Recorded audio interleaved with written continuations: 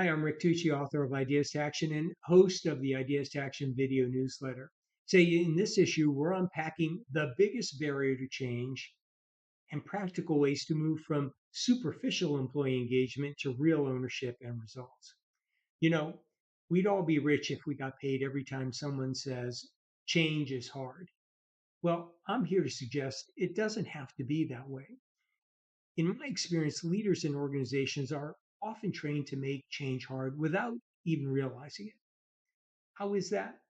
Well, it's by starting with the wrong premise that employees need to be sold or persuaded to change. It's as if employees are like delicate flowers that need the soil prepared for them or they'll wilt at the first sign of cold weather.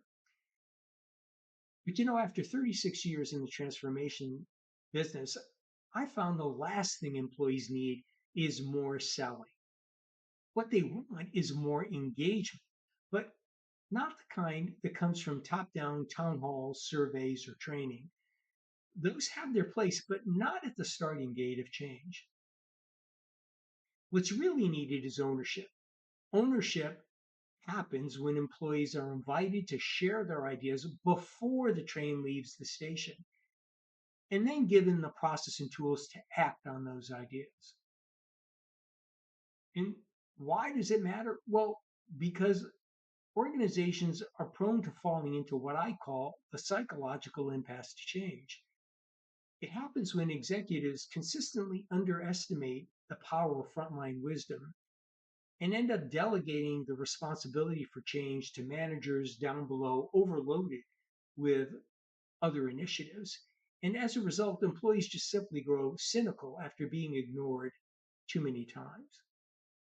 Leaders then make it worse by falling into the persuasion trap, believing that if they just explain the why, do more selling, more forcefully, employees will follow. Well, the result of it all, the illusion of engagement, what some call today quiet quitting, but it's been around for a long time. It's employees going through the motions because it's just easier than resisting. And yes, it makes change hard. And yes, it frustrates leaders. But there's a way through. And it's simple, but often overlooked. And that is simply to create more owners of change in your organization, not renters with no stake in the game. And that can only happen, particularly at the front lines, when people are trusted for what they know and are given the opportunity to share those ideas and turn them into actions that are meaningful to them and the organization. And that doesn't happen by chance. It takes a structure.